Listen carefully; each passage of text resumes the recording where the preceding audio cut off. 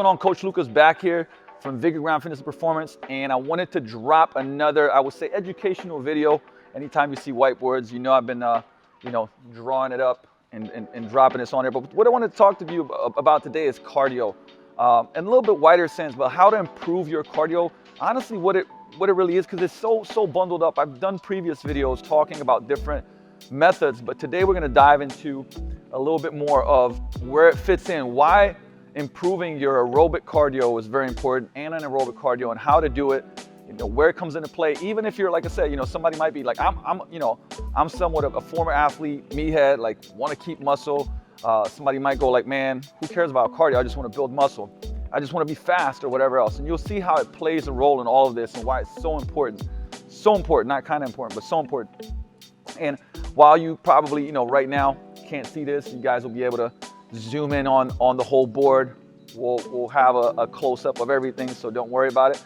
But the key is I want to just go over a number of different things. Number one, starting with, I'm a big proponent of staying athletic for life, right? Like being an athlete of life, being able to do shit, right? So it means being able to be strong, being able to be, athletic. Part of being athletic is obviously having conditioning to do stuff for longer periods of time. Hey, so do I want to go play a basketball game for 2 hours? What if I want to go on an 8-hour hike? What if I want to play with the kids? What if I want to, go lift, have muscle? Like all these different things. But athleticism, I just broke down what, to me, the athlete of life. What are certain things that you need, right? Number one, strength, the ability to create and express force.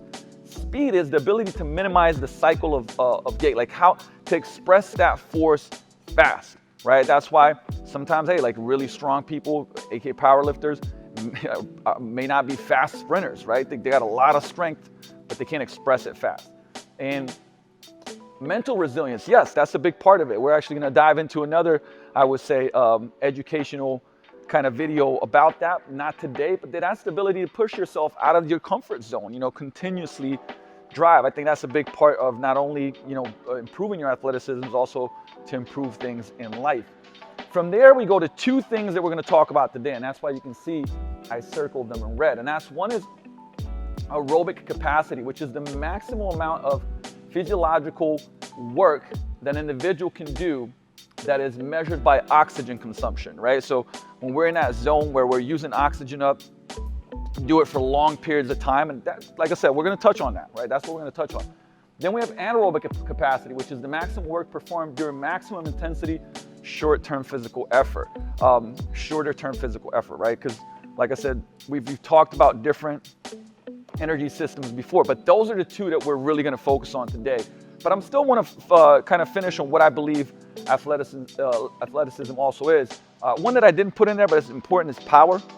Power is also important, but from there we go to balance and coordination, the ability to perform movements with precision and grace. It's like if you guys are just watching the Jordan documentary now, it's like the talk of like the precision and the grace that he could do movements. They looked effortless, right? But part of that is balance and coordination. From there we have agility, is the ability to be nimble on your feet and move quickly from one movement pattern to another. Really, a lot of that is also stopping, right? So decelerating fast, stopping and reaccelerating fast, and being able to do that in different movement patterns, right? So those are some of the definitions that I think. From there we have stability, the ability to prevent movement in one part of the body while creating movement in another. So, and being like preventing from being vulnerable in positions. So that means, the stability of joints is the foundation of everything, which is why, I've showed plenty of videos and exercises on how to improve mobility and stability.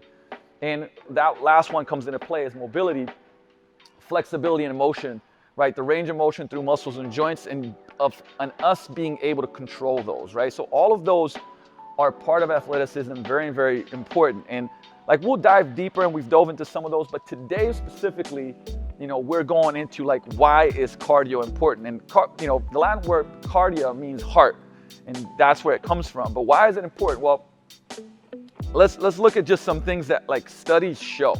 Okay, lower rate of all-cause mortality. So if you have good cardio, higher cardio, you have lower rate of all-cause mortality. Lower rate of cardiovascular disease, which is, remember, like these are the top diseases right now that are connected to the highest number of deaths, right? So something that's preventable. Lower incidence of type 2 diabetes, which is huge. Lower lower rate of total body fat. Once again, same thing. People that have better cardio are shown to have lower body fat levels. Lower body fat levels are shown to be, that if you have lower body fat levels, you're healthier because higher body fat levels are connected to a lot of, I would say, preventable diseases. Lower rate of colon breast cancer, lower rate of osteoporosis. Now, that's on the health side, right? Which is very, very important, and obviously being shown to be extremely important right now in the world with what's going on. But then we have the performance side, right? So once again, some people might be like, I just want to know about the performance. I'm not really interested in the health, which obviously you should be. And as you get older, trust me, like you start thinking about that more, you start feeling it more, and it's more and more important. But on performance side, increased cardiac output, increased oxygen uptake, which we'll talk about why that's so important. Increased blood flow to active muscles, right? Why would that be important? If you're repeatedly trying to do something in any type of activity in sport, that's very important.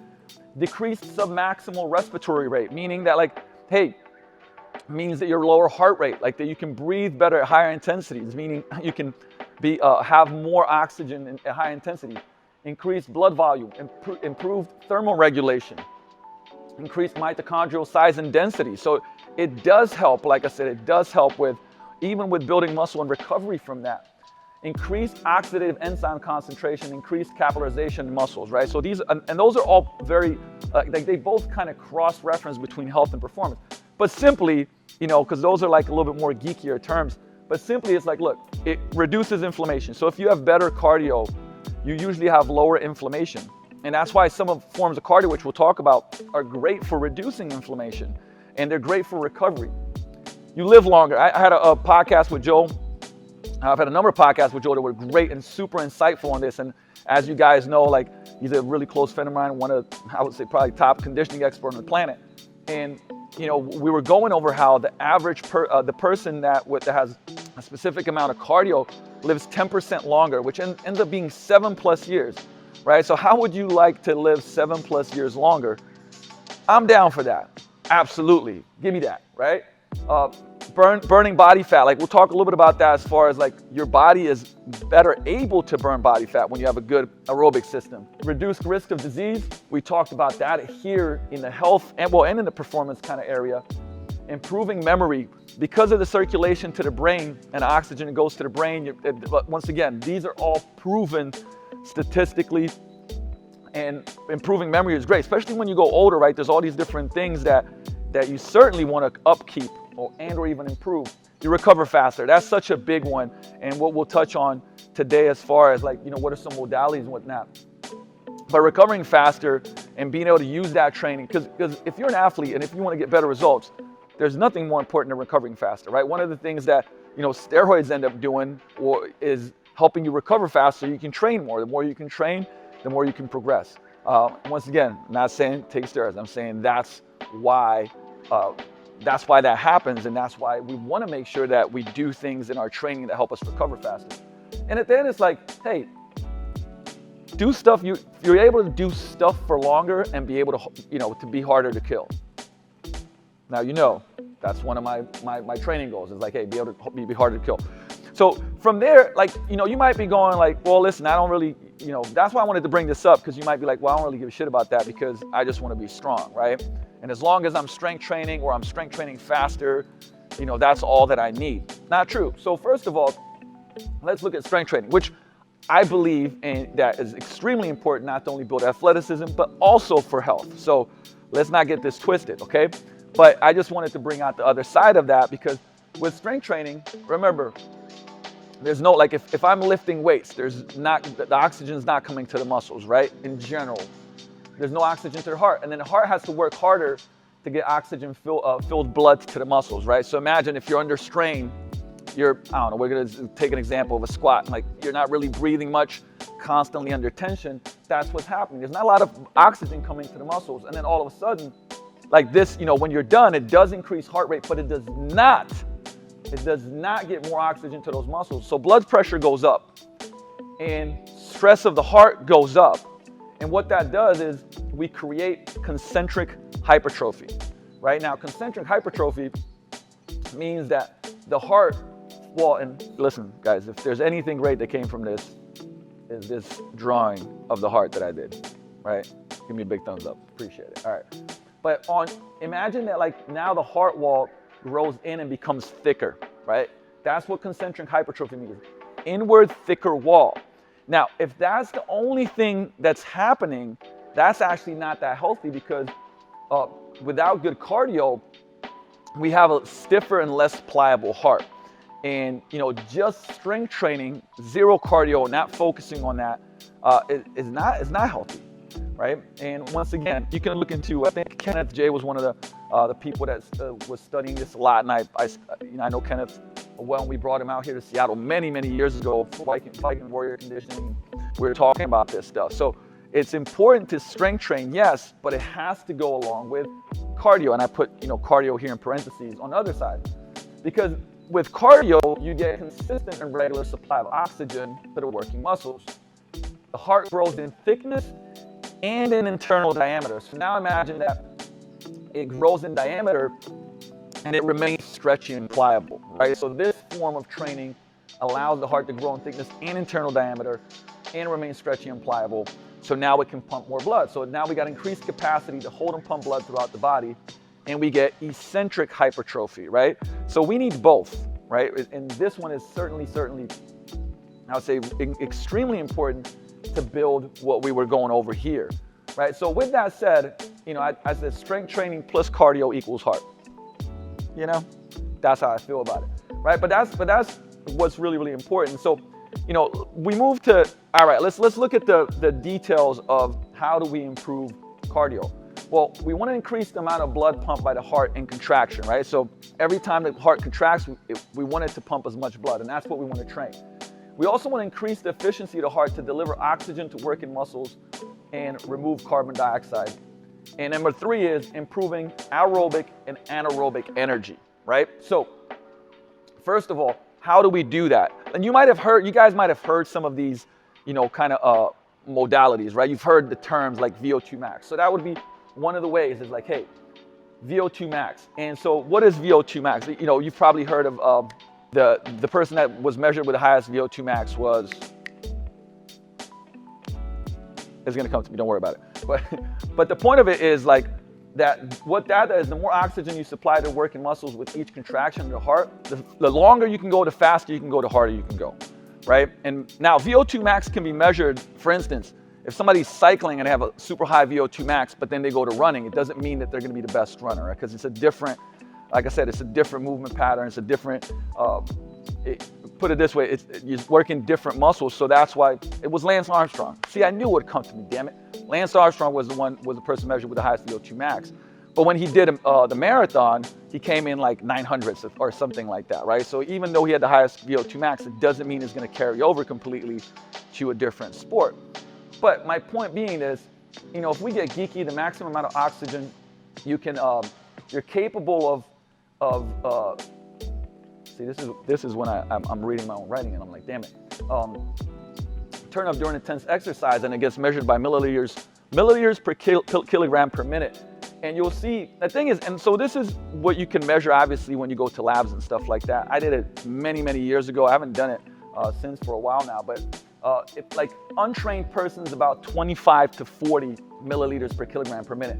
And if you're elite, you're 80 to 95. So big difference.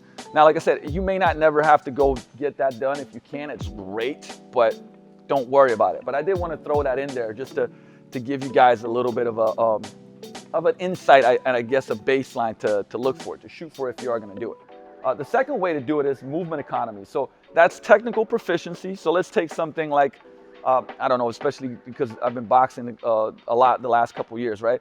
If I'm super stiff, right, I'm going to use more energy to do the work, right? But once I become more technically proficient, then what ends up happening is that, of course, now I'm able to be more efficient, and I use less energy to do that, right? Which is really important.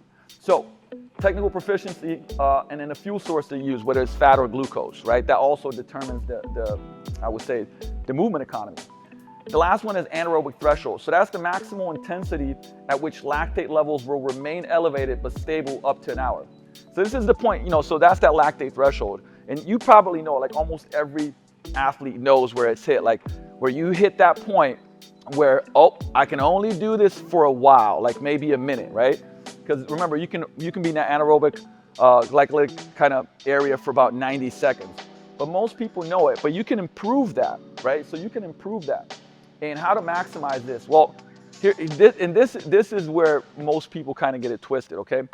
The way that you maximize it is that you have a great aerobic threshold, so you got to build your aerobic base.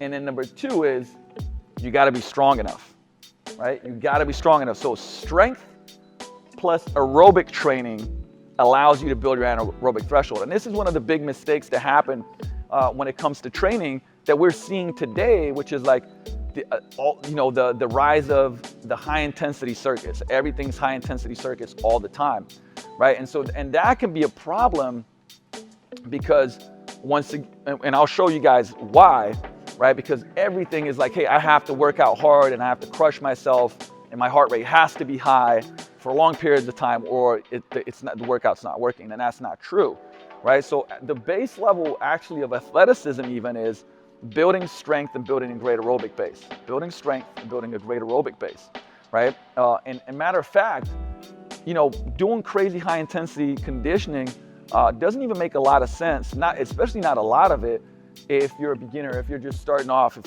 or if you don't have good cardio levels, right? Jumping straight to high intensity conditioning is not the smartest thing. We'll talk about that. Now, if you look at this chart here, you'll see there's three, to make it simple, we kind of made three levels. So we have low intensity, right? So work intensity, we split it into work intensity, and this says blood lactate concentration, right? So remember, the higher the intensity, the higher the blood lactate threshold starts going, concentration it gets. And so we have low intensity, medium to high intensity, and then high intensity, right? And we'll call this first one the aerobic threshold. And that's where you primarily use the fat metabolism, right? From there we go the aerobic power zone, and that's mixed between fat and sugar metabolism. And then high intensity is the anaerobic threshold where we cross it. And you can see this arrow coming up here. Okay, now this is important because most people stay kind of like in this middle, right? Medium to high intensity, and that's where they work. So think most of the high intensity training that you see now that is being promoted kind of lives there, right? And I'll show you guys what the issue ends up being when you live there, and you might find yourself kind of in that zone, meaning when I flip this around, you might be like, oh man, shit, that's me, right? I'm doing too much of this and this is how I'm feeling, and I've kind of ran into the wall, I'm not getting results, and I actually feel fatigued a lot of the time. I can't recover fast, right? So as I flip this, bada boom, bada bing, right? We're gonna flip to like the two golden rules of developing the cardiovascular system, okay? Number one, reduce production of lactate by having a higher aerobic threshold. So basically, we want to build our aerobic engine more, okay? Which I'll explain in a little bit in how we do that as far as training goes, what type of training goes. Number two is increase the rate of lactate removal from the working muscle by having a functioning anaerobic system, right? But remember, it goes in that order. Build the aerobic system, then build the anaerobic system, okay? And you'll see that like, now, if I zoomed in on this chart right here, it shows a well-trained person that has a strong aerobic base. So what happens is that first kind of bracket there is really big, right? They have a big aerobic base. And then that power zone, that middle base, is actually very narrow, okay? Before we get to the, I would say, the anaerobic threshold. What that means is that a person can train really, really, really hard before they reach that anaerobic threshold, which means they can do stuff for longer. I always give Demetrius Johnson, a good friend of mine that is, one of the winningest MMA fighters. Now he's in one, but used to be in UFC. Like, why can he fight in round 5 at crazy intensities? Because he has a huge aerobic base, right? It's really, really big. And then a narrow aerobic power zone before he hits that threshold. So those people that have that can train at high intensities for long periods of time because they don't ever, well, I'm gonna say they don't ever, but they just don't reach that anaerobic threshold. Now, somebody that's untrained, that has a very, very small, you can see that, aerobic zone right here, but then they have a really big aerobic power zone, right? So their aerobic threshold is here, and then aerobic power zone is really big, and then they kind of get to this anaerobic line of very, very high intensity. They have something that's called, it was termed aerobic deficiency syndrome, right? ADS, aerobic deficiency syndrome, where here, and I'll give you guys some bullet points of what that means, right? Too much, so number one, people that have that usually do too much high intensity interval training, right? Everything is super high intensity interval training. It's always pushing it, circuits, going nonstop.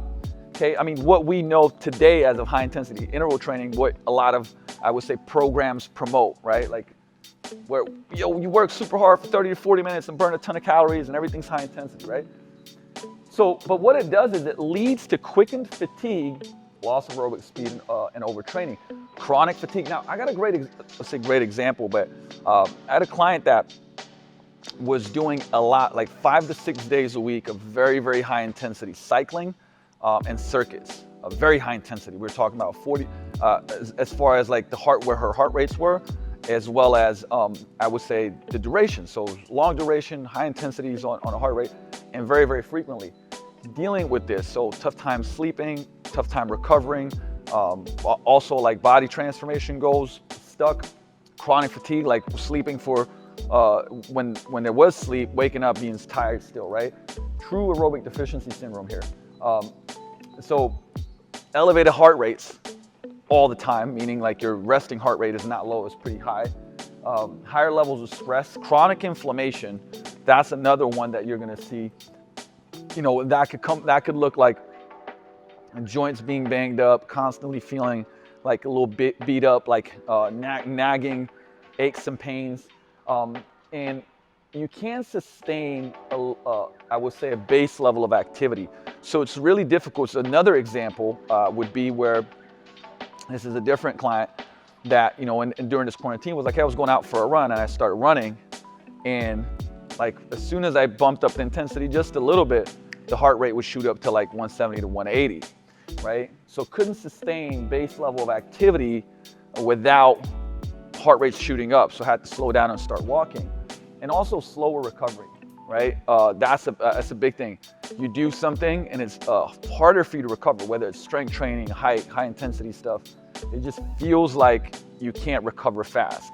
And you might think of this, you know, like, hey, when I was younger, I was able to recover fast. That type of thought process on it, right? And remember that having a higher aerobic threshold allows to perform more faster, recover faster from it. So remember that, like when it comes to any form of training, is just a big plus. And living life, right? Anything that you do in life, if you can recover faster from it, that's the win. It means you can do it more frequently. It means you can go back, like I said, if there's competition, it means that you can do stuff faster, longer, stronger than somebody else, right? Period. So, well, here's the thing is first of all, how do you test the aerobic threshold? Because, you know, the most precise way, and I've talked about this before, is a gas exchange test, but it can be a little bit pricey. It's just inconvenient. So there's just 3 ways that we like to kind of assess, you know, what's your aerobic threshold. Number 1 is the talk test. You know, if you can't hold a conversation, you're probably out of that zone, right? If you can't hold a conversation, you're out of that zone, right? So if you're like, what, I can't, like, nah, right? So if we're putting people on an aerodyne bike and I say, hey, I need you to stay in that aerobic threshold zone, then they should be able to be doing work, but be able to still talk, right? The breath test is if you can breathe through your nose. So if you can't breathe through your nose, right? So if I'm doing, I would say, some type of cardio, and say I'm doing an aerodyne bike, and I'm breathing in and out through my nose, as soon as I can't do that because the intensity is too high, you're probably out of the aerobic threshold. Now, for that one, here's why I don't like to use it. Number 1, I have a deviated septum on the left side, pretty aggressive. So meaning that it becomes hard for me to breathe through my nose because of that, not because of my conditioning. Also, if you have a stuffy nose, you have allergies, stuff like that is going to restrict that, which then becomes an issue. My favorite one is the max aerobic function one, which is MAF, which was determined, I think, around in the 70s or 80s. But it's simple. It's 180, the number 180 minus your age. So for instance, I'm 30.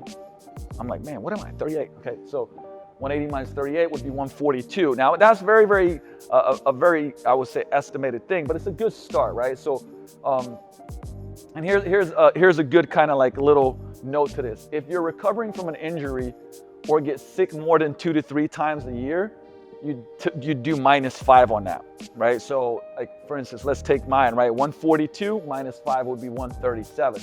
If you've been training for 2+ years and have been making progress, then you'd add 5, right? So for me, I'd go 142 plus 5, I'd be around 147, 150. But 150 is usually kind of a good marker, but like I said, these are the numbers. This is what you'd go off, and this is what we determine for clients usually, right? We'll go talk test and we'll go max aerobic function. Those are the ones that I usually go off of. So once this is determined, you do cardio at this intensity or just below, right? No more than 10 beats per minute below that. So let's take mine, right? Based on this, right? We said 147. Okay, so that training for the aerobic threshold would be between 137 and 147 beats per minute for me, right? Because you don't want to go above that, but you don't want to go 10 beats below that. That's kind of like where we shoot for, right? Now, people, like, because remember what we said, that to build an anaerobic engine, we have to first build an aerobic base. And some of this stuff that I'm talking about, you might be like, what? Like, oh, I don't want to do so much of this. Like, we're going to get into it, right? But because people say, well, how much? And look, some experts say 400 hours a year, which means, an hour a day of cardio. Now, look, don't trip out at all, right? But building an aerobic base is work. But I'll show you guys like how you can improve it, right? Like right now, what I want to do is wherever you're at, I just want to make sure that you get better, right? So if you're right here, I want to make sure that and this is elite. Well, I want to make sure that you start moving in that direction, because guess what? No matter where that is, it's going to be better than when you are. It's going to help your fitness, your performance, your athleticism, being a better athlete of life, okay? So that's what I want to make sure that you don't go like, oh my God, I'm not going to do 400 hours of cardio a year, okay? But like 7 to 8 hours a week, and you'll see how like we can plug some of that in once we go into a look at the aerobic tree, okay? So, and I think you'll like that. But elite athletes on that spectrum have 800 hours, right? But once again, like that's not what we're necessarily shooting for. And you might be like, well, Luca, how do I even start, right? How do I start? Bing, bing. Walking, right? Walking is so underrated, it's ridiculous. And like when we're dealing with people like, and right now I'm training, like I said, some of NFL players, Major League Baseball players, and I recommend walking for recovery in building aerobic base. For many people that are looking to lose body fat and recover better, like that is the base. And like I said, we're going to touch on that when we go and look at the aerobic tree, right? So whether you're in beginner, intermediate, or advanced, walking, okay? Because the thing is that 85% or more of your, I would say, training should be like really in that aerobic zone, right? So think about this. If you're doing high intensity training as your main modality of exercise, and that's all the time, 100% of your exercise is there, that's going to be an issue, and you're going to fall into that aerobic deficiency syndrome, and you're going to start seeing issues, right? I promise you, okay? And like, once again, this is not just some opinion I made. This is just research and studies and from the smartest people on the planet, that like science, right? I like to say science. There we go. So when we look at that, okay, we said we need to build an aerobic base, and then we need strength. So, have you earned the right is what I wrote up here, the question for strength. And these are some baseline levels, right? But, like I said, strength training supports a whole nother slew of, reasons to be healthy. Obviously, building muscle, which is so important when it comes to metabolism and being leaner, but being able to do stuff. And it's also related to health and wellness. So, but here I just put like, what you should shoot for, meaning should you be doing tons of high intensity interval training if you don't have these base levels of strength? So for women, I put up 1.25 times body weight deadlift for 5 reps. Meaning, so if you weigh 150 pounds, actually, you know what, let's round it up. So like if you weigh, 0.25 would be, let's see, so that'd be about 40. So if you weigh 150 pounds, that's about 190 pound deadlift for 5 reps, right? That's the base level of strength. Body weight back squat for 5 reps. So whatever you weigh, back squat that for 5 reps, 3 pull-ups, and 75% of your weight, of your body weight, farmer's walk for 90 seconds. For men, it's 1.5 times body weight. So for instance, if you're 200 pounds, that would be 300 pound deadlift for 5 reps, 5 pull-ups, same thing, 75% of your body weight for a farmer's carry for 90 seconds. Now, once again, like these are just from experience, but it is a good just baseline, right, that we can shoot for. And once again, like here's what I'm going to come back to. Okay, so meaning if you want to be athletic, if you want to improve, if you're somebody that's going like, hey, I want to improve my body composition, we know how big and much of an importance it is to have proper nutrition, lifestyle choices, and recovery. But we begin with strength training and building an aerobic base, and not much high intensity interval training. Can we plug it into? Yes, we can. We have to be strategic, and we'll come back to that. Okay, so that's important. So have you earned, this is my like little poke, right? Hey, have you earned the right to do a bunch of high intensity training, high intensity interval training, right? We just talked about strength foundations. Okay, but here's your aerobics, right? So here's a marker for your aerobic capacity, and once you have that, then you can start plugging in more anaerobic training, right? So here it is. Can you run 6 miles in under 60 minutes with your heart rate below your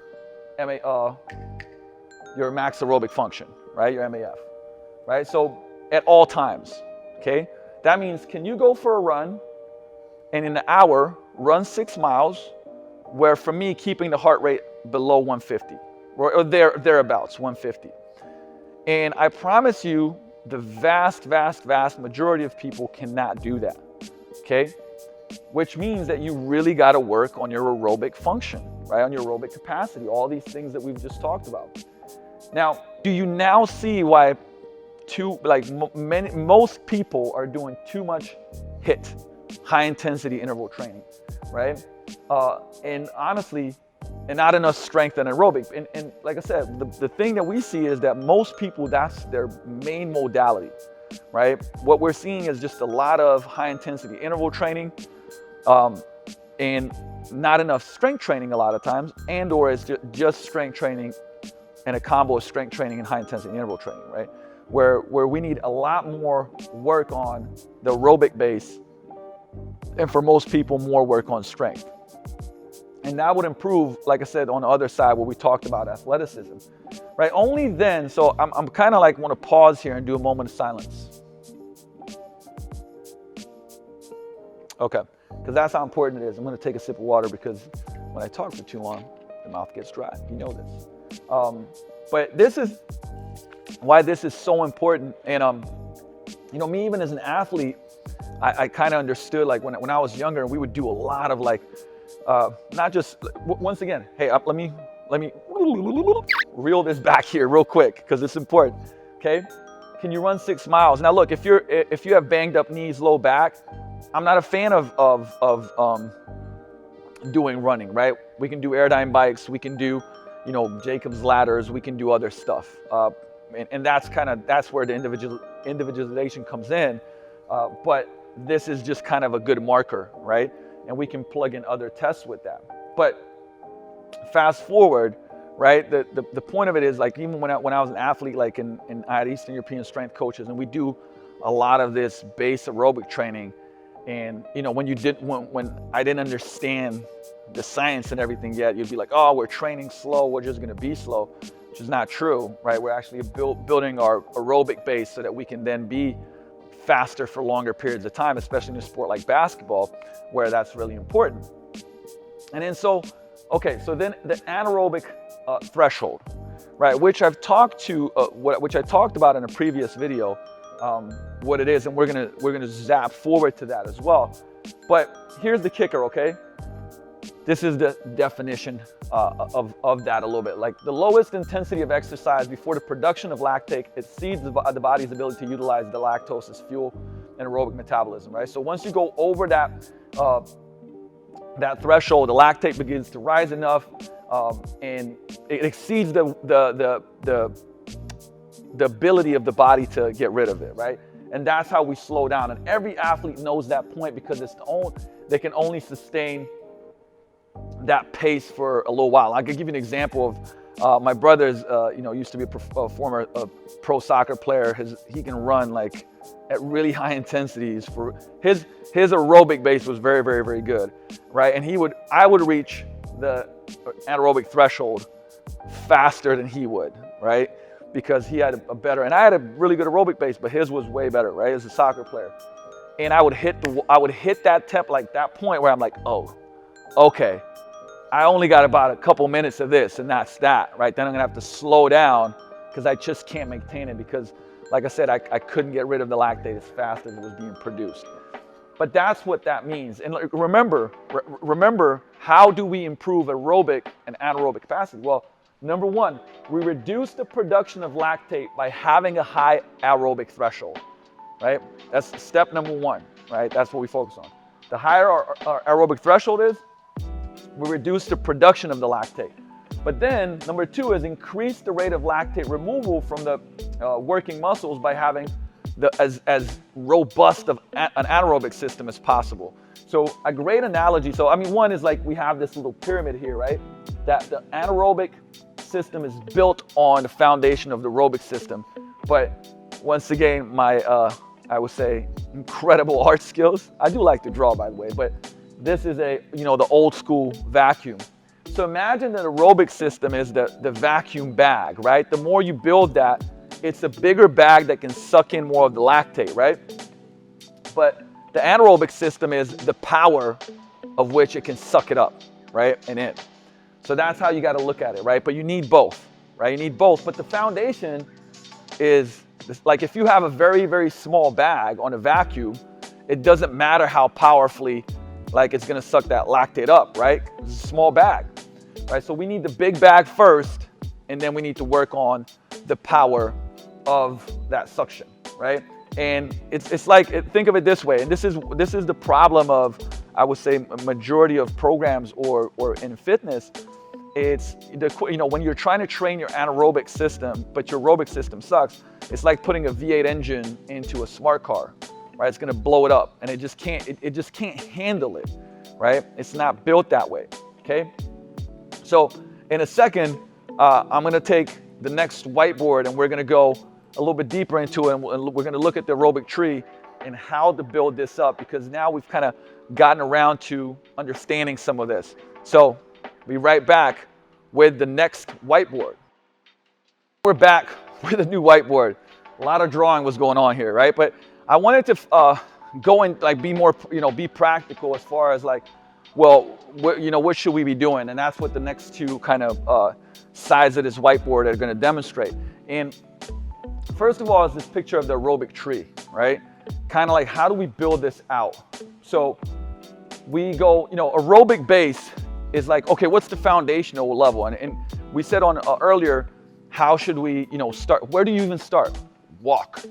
And, there's merit to this 10,000 steps a day thing. So when you see this and you see aerobic base, aerobic base, aerobic base, right? Because all the way up, that's foundational in this tree, right? It's always part of the foundation. The aerobic base is walking 10,000 steps a day. Look, there's no, I would say, exact kind of science behind why it's 10,000 and whatnot, but it's a good marker, right? It's a good marker to have. And something to shoot for, and it gets you, it's probably about, we were just discussing this the other day with some of our clients, it's right about 4 to 5 miles-ish, right? And so it gives you this, I would say, good base to work on. And you can start, like I said, at the beginning, you can just start walking. You can start walking faster, so your heart rates are a little bit faster when you're walking. From there, we have aerobic capacity. So you can see this level 2, aerobic base, aerobic capacity, right? Continuous exercise for around 45, it says for at least 60, but it's about 45 to 60 minutes. And once I flip this around, you guys will see what I'm talking about here. Then from there, it's maximal aerobic endurance. And that's being able to do hours and hours of work, right? Continuous work, right? So that's how you build this up. And then only last is maximal aerobic power, which is the fun stuff, you know, aerobic thresholds and power intervals and stuff like that. And actually, you know, as I flip this, you guys will see this because this part right here is actually from the other side, which don't worry about it, right? But here's the thing. Aerobic doesn't even mean slow necessarily. And how do we know that? Well, listen, elite runners, we're talking like, and you know, in the last year, the marathon record was sub 2 hour marathon record was broken, where you're seeing, you know, I would say these runners run at, I think if I'm not mistaken, it's a like at least the world record is a 4:26 or 4:30 minute mile for 26.1 miles. Now, most people will never run 1 mile that fast. These guys are running for 26.1, they're running it 26 times over at that 4:30 pace or sub 5 minute pace, which is nuts because I know at my most conditioned level, I was running a, you know, 5:10 to 5:20 mile, 1 mile, that's 1 mile. And I was in really, really good shape and running it fast. So you can imagine that they're in aerobic zone, right? Because they're able to do it for that long. They can't do that in an anaerobic zone, right? It's not possible. You can only be in an anaerobic zone for a couple of minutes, anaerobic glycolytic for a couple of minutes, which means that these guys are in the aerobic zone running at these paces. But you have to build it up, right? But you have to build it up.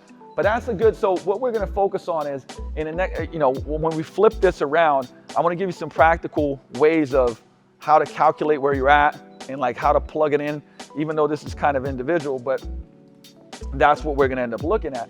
You know, because one of the questions, okay, how do we increase anaerobic threshold, which I'll answer as well. And like I said, I did a previous video with 19 different methods to work the different energy systems. One was the aerobic energy system, one was the anaerobic glycolytic, and one was anaerobic lactic, right? The anaerobic lactic is the one where we only can do about, you know, 7, 8, 10, 12 seconds of work. We're using ATP. But we're not gonna go into that as much. I'm gonna flip into this so I give you guys a little bit of a model of what to do step by step. You gotta love the clankety clank. Okay, so step number 1 right here is establishing the cardio baseline. And here's how to do this, right? We want to keep it simple. The thing is, there's tons of stuff out there. And once again, like, you know, I've been fortunate enough to be close friends with Joel Jameson. I've gone through and been part of also helping him build the Bioforce conditioning certification, which is the best certification out there for, you know, building conditioning programs, understanding cardio and everything else associated with it. And it's like, you know, he's a person that always talks about also simplifying this. And so here's what we want to do. First, we want to establish cardio, we want to measure the resting heart rate. So this is just a simple one where every morning, you know, in a relaxed state, not being woken up by an alarm or somebody that's shocking you, you just lay there and you measure your resting heart rate. And now we have, like I said, watches and heart rate monitors and all types of stuff that can do that. And then HRV score is very, very beneficial. I use Morpheus. Like I said, that's another thing that Joel's worked on, and I'm somewhat subjective with this because, you know, he has built some of the best stuff out there when it comes to tracking this. So your heart rate variability score, I put on a band every morning and it measures mine so I know where I'm at. Am I recovering fast or am I not? I'm still tired. So it helps out with that. So measure resting heart rate and an HRV score. And like I said, even if you don't have that HRV score, you still with a resting heart rate is going to tell you a lot. And then number 2 is performing a 12-minute work capacity test. This is a really, really good way to do this, by the way, right? And there's other ways to do it. I mean, look, there's specific conditioning tests like the beep test, the 1.5 mile run. You know, if it's for a specific sport or something else, there's tons of this stuff. But this is a great baseline, you know, establishing baseline test. So if you can run, so put it this way, if you're a beginner, I probably wouldn't do running. Or if you're, I would say if you have any type of injuries, whatever else, we pick something like a bike or an elliptical or something like that. Or maybe even a rower. But like I said, if you can run and you're fine and you can maintain great form, then we'd go with that, right? So a couple of things. We go on the 12 minutes, we'll go for distance, right? So if we're running, you're giving your best effort. So it's not just going for a 12-minute run. It's like you run at the fastest pace that you can for 12 minutes, right? This is a hard test because you're giving it your all. That's very important. Also maintaining great form, right? Also maintaining great form. Like this is a big thing with cardio is, to us, if the form breaks down, you gotta lower the intensity. I don't care what's going on, right? I wanna be able to do this with the good form throughout. Like that's our baseline for anything that we do at the gym, right? It's not just like, hey, push the intensity. It's like great form is the foundation of everything, right? And so from there, you'd basically get a distance, right? I mean, even if you're doing it on something else, you get a distance. So do your best on a 12 minutes and you're gonna get a distance. That's what your current capacity is, okay? The second thing that you're gonna do is we're gonna record your average heart rate. So obviously for that, you need a heart rate monitor. Once again, I use the M3 from Morpheus. You can use, there's tons of different ones that you can use. Polar has H10, all types of stuff. But you wanna see what your average heart rate was through those 12 minutes. And if you push yourself to the max, that is also probably it's your anaerobic threshold estimate. Remember, same thing, anaerobic threshold, the best way to get it measured is through a gas exchange test. In this case, like I said, it's an estimate. And remember, what people don't know that it's misleading because it's, the anaerobic threshold test is more a range than it is a number, a specific number, it's more a range. But this gives you a good estimate, right? So that average heart rate is around about your anaerobic threshold, okay? And then the second thing we do is we do the 60-second HRR, which is the heart rate recovery test. So as soon as you're done, you sit down and set the timer, right off the bat. How much does your heart rate drop in 60 seconds? Which is a great test for anything. So when we do training, that's one of the things that we actually measure is how fast how much did your heart rate recover in 60 seconds? And when people don't have a great aerobic base, it's not much. It's like 10 beats per, 10 beats, or maybe it's 15 or 20 or 25. None of that is that great. Like my brother had a really good, HRR where his heart rate dropped by like 45 beats or something like that in 60 seconds, right? So that means he's got a really, really good aerobic base and really good recovery. So those are the things that we measure. So we do we measure resting heart rate, HRV, if possible. We do a 12-minute capacity test. Then we do the average heart rate, find that threshold, and then we find a 60-second heart rate recovery. So this is a great way, because remember, we already determined our aerobic threshold through the MAF before that. So we know our aerobic threshold. Now we know kind of our estimate of the anaerobic threshold. Right, so that's our establishing our cardio baseline. And it's just a good, like I said, it's a good baseline to establish, right? And then from here, we go setting the right goals from the start. Now, of course, the goals come into play for what you want. So you might be saying like, well, but what if I want to be leaner, right? How does this even come into play? Should I give a shit? Well, it does, because all of it plays together. If you can recover faster, all of these activities, while back in the day, it would be like, hey, be in a fat burning zone. That's why you're going to be running and so on and so forth. While I'm not like, you're still going to burn calories, of course. You're going to get more efficient at it. But you can see at the beginning when we talked about it, like why it's so important for health and performance and all the great things that it does. So yes, we have to figure this out in a grand scheme of things. How much strength training are you doing? How much aerobic cardio are you doing? How much anaerobic cardio are you doing? So on and so forth. But we want to, first of all, we want to set outcome-based goals, which is important. They matter. So meaning, hey, you want to improve your resting heart rate. Maybe it's, 72 and it's really not good, but you want to get it down to 52. But that's an outcome goal. Like you got a specific goal that you want to achieve, and we'll know when you achieved it, right? We have an outcome, specific outcome. Here's what's not a specific outcome. I want to improve my cardio. That's not a specific outcome, right? You want to be specific. I want to drop my resting heart rate from 72 to 52, 55.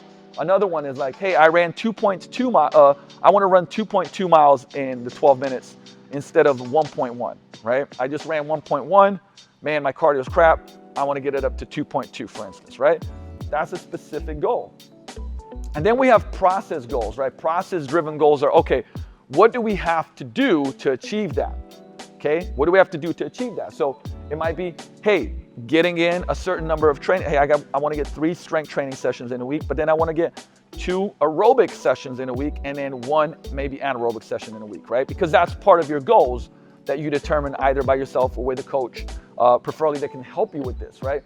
Process-driven goal is eating a specific way. Hey, I'm going to have, 3 meals every day that have 600 calories, right? Obviously, I'm making this shit up because it's a made-up goal, but you can see what I'm saying. Like, it has to be specific. I'm going to get, 7.5 hours of sleep, 8 hours of sleep every night. Specific. And the process-driven goals are really important because those are the ones that we can control, right? We can control process-driven goals. Like, we can control, like I said, our meals. We can control whether we work out. We can control those things. Outcome goals, you can't always control them. What I mean by that is that, like, no matter what you do, you can't truly 100% determine when you're going to reach that result. Now, if your process-driven goals are on point and you're staying consistent with them and steady with them, you are going to reach your outcome-based goals faster, okay? But this is the stuff that you can control. So it's important that we get the right goals from the start and we create a plan and a path to get there. Number 3 is personalizing training, right? So this is the heart rate zones. Now, you've probably heard a ton of different stuff in different heart rate zones. Like, I'm not, and it, like, once again, I've learned so much from Joel and help, I pretty much am around him all the time. So, like, this is the way that he's broken it down to simplify it. And that is, we're just going to take 3 zones, right? 3 zones is really simple and simplifies everything. But zone 1 is the activation zone. So that's for around, like, on about 120 to 150 beats per minute, okay? RPE, remember, RPE is rate of perceived exertion, shouldn't exceed 6. So low heart rate, we should be able to do a lot of volume here, right? Like, we should be able to do it for long periods of time. And like we said earlier, this is more that aerobic threshold, so we should be able to have a conversation, right? Doesn't mean you're not sweating and maybe not breathing a little hard, but, like, it shouldn't be too challenging, right? And remember, if you're a beginner, you're going to be closer to that low, like to that 120, right? Or maybe even a little bit lower. And if you're more advanced, you're going to be closer to that top number, right? So, but that's zone 1. That's the activation zone. Zone 2 is the threshold zone. So this is close to the anaerobic threshold, okay? And this is closer to, like I said, when you did the 12-minute test, this is going to be closer to that. Your rate of perceived exertion here is going to be 7 to 8. Right, so that's going to be 7 to 8 on a scale of 10, right? So, and you guys can look up that chart, but you can't talk here. Meaning, you could answer some questions, but you shouldn't be able to have a conversation. You might be like, shut the hell up, I don't want to talk to you. Right, that's the 7 or 8, okay? And for general population, you're going to be around 150 to 165 beats per minute. And once again, if you have a really high fitness level, that may be higher, okay? If you're more elite, that can get pretty high, right? Because once again, like we talked about in that chart, that your aerobic threshold zone is so big that it's very close to your anaerobic threshold zone, which is, if you want to build elite conditioning, that's what you want to do. And then zone number 3 is the VO2 kind of max zone. So this is above 90% of your max heart rate. So usually, so let's say your maximum heart rate is 200 beats per minute. Well, that would be 180 to 200 beats per minute. That's your RP 9 or 10. That's like almost, pretty much all out, right? It's like, oh shit, this is, I'm moving, this is it. Now here's the thing, okay? For most general population, especially beginners, even sometimes intermediate, that's not required. Even for elite athletes, not a lot is necessary in that zone. Not a lot is necessary, okay? So let me reframe that. 10, maybe 20% of training would be in those zones, even for the people, like even for people that are trying to build elite level conditioning. And this is why I want to warn you because of this, because and I'll give you an example. I came into a big box gym, and I'm not going to name names or whatever, but I'm looking at this circuit class and I'm looking at the heart rate monitor and the zones, which probably weren't precise, but either way, I'm seeing tons of people in the red zone. Red zone is that VO2 max zone. It's above 90% of heart rate. And they were like, through that class, a lot of people, and there were some people that were older and some people that were younger, but like a lot of them were in this zone, right? Just getting crushed. right? And they were doing these classes multiple times a week. And I just said that, like, for a base level foundation, like, it's not even required. And then as you get more conditioned, then we start building it in. I'll actually show you guys some foundational models here. And but now you can see how you get that ADS that we talked about, the aerobic deficiency syndrome, and how this can be a problem with your fitness, and then you start getting injuries. And not only that, like, our brain is wired for survival. So one of the things that happens when you're doing constant high intensity conditioning is, like, your brain's trying to regulate energy in and energy out, okay? So if it feels like, if you're doing so much energy out through activity, it actually gives a couple of things happens. It downregulates your motivation, right? Because the brain thinks about survival. It doesn't think about, like, hey, you're doing this high intensity exercise to get leaner, right? It thinks about survival. And so that's why when we're seeing a lot of this high intensity conditioning, what happens is that people start losing motivation or getting fatigued or tired, or like the example of one of the clients that I talked about earlier, right? Where even with sleep, they're still fatigued, not really motivated to do much, right? Needing energy drinks all the time to even stay afloat, right? So things like that. Also, hunger pops up. Like, you start getting hungrier because the brain's like, hey, we need calories to survive. You're doing all this high intensity conditioning, all this energy is going out, right? So you start getting hungry, and you'll see these hunger pangs, or people that do well during the week, but then they're binging a lot. So there's a lot of stuff that happens. We have to understand the science of the brain and you know, how it functions and operates, and where it wants to distribute energy. And this all comes into play. People think cardio is just like, just, you know, sweating, and that's what it is. But the thing is, if the power of understanding this is that you can really optimize your fitness and really do amazing things and get in the best shape of your life, recover faster, think better, have better memory, have better fitness levels, from strength to speed to power, to be able to do stuff for long periods of time. That's what's so cool about this, because we can actually do that, right? So, okay, we got these, you know, sometimes I veer away, guys, but trust me, it's only because, like I said, I want to educate and I want to help you guys, like, really understand this and put better protocols into place, okay? So from there, I'm going to flip this back again. I know there's a lot of flipping going on. We have that last step 4, okay, using the right amount of volume and intensity. And that might be one of the more, like, when it comes to strength training and when it comes to conditioning, this might be one of the most important things. Now, these are very general guidelines. This is where what comes into play is, like I said, individualization, assessment, understanding, having the coach, having somebody guide you through this that can go, like, okay, what is it that you want, right? Once again, like, that's what we do when you come in. It's like, you're here, point A on the GPS, right? And point 8 on GPS is the way that you move, you know, your joint health, your cardio, your body fat levels, your strength, right? Everything, like how you're sleeping, your mind's, like, all of that stuff is point A on GPS. And then point B on the GPS right here is what you want, right? The way that you want to look, the way that you want to feel, the way that you want to perform, what you want your cardio to be like, what you want your strength levels to be like, how much muscle do you want to have? You want to recover fast, you want to sleep better. And then from that point A on the GPS to that point B on the GPS, we create a path. And that path is everything from training, which encompasses strength, aerobic and anaerobic, movement, quality health of joints. Then we have nutrition. Then we have mindset. Then we have recovery, right? So those 4 components that plug into this. Okay, but here's the right amount of volume and intensity. Like I said, this is very general, very general. It really comes down to the individual based on where they are and where they want to go. But people with low conditioning levels, and so we're talking about low aerobic conditioning, because you might be like, well, I do a ton of high intensity circuits. But we could test, you know, just through that 12-minute capacity test, we may find out that, number one, you can't really get that much capacity mileage, and that your average heart rate is high, right? And your HRR recovery test is really low, meaning you don't recover well at all, which would mean that you would fit in here, that your conditioning levels are low. So even though you have training experience and history, you may have very low conditioning levels. And if you do that, then we want to shoot somewhere for, like, now look, when I say 3 to 4 days a week of 30 to 45 minutes in activation zone, right? So 3 to 4 times a week, 30 to 45 minutes in the activation zone. Now, this is kind of like the optimal ideal. Once again, I said, depending on where you are, we at least want to move towards that.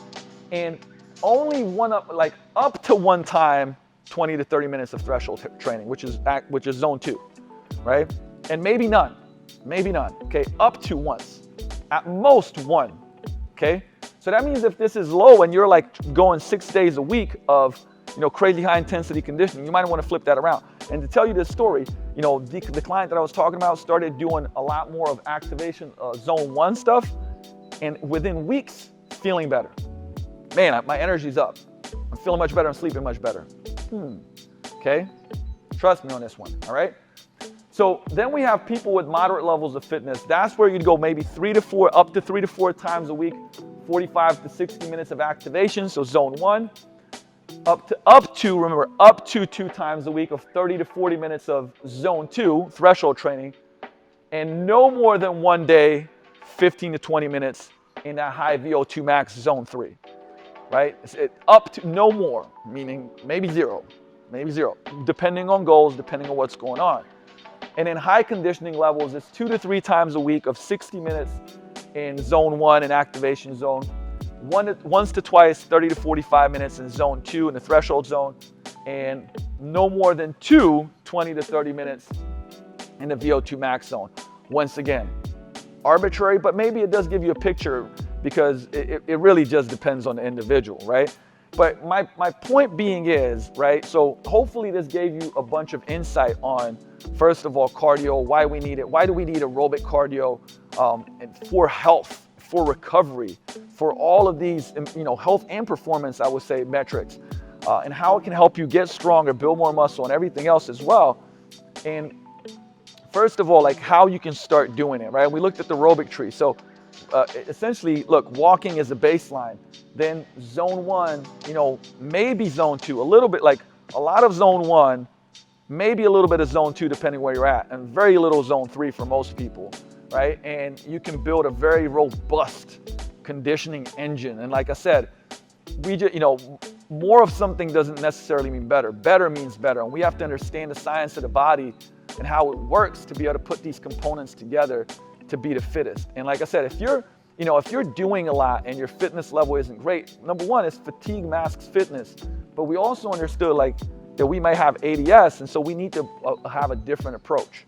And wouldn't it be cool if we actually took some stuff that we're doing that's really, really beating us up and did something that's beating us up a lot less and actually making us feel better, and it would improve our strength and fitness and conditioning, right? We have to place the right amount of hard.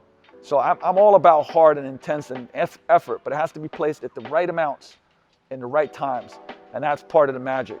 So with that said, guys, I really hope that, this helped out. Please let me know in the comments. Please let me know if you want to see more of the educational things like this and what you'd like to see, and we'll plug it in. Like I said, just drawing this stuff up takes a long time. Good thing that I love drawing and doodling this shit, because I do. But with that said, hey, put this into play, right? Don't just let it sit there and go like, oh man, great education, but I'm not doing anything with it. So put it into play, and I'll see you guys next time. Coach Luke is out. Peace.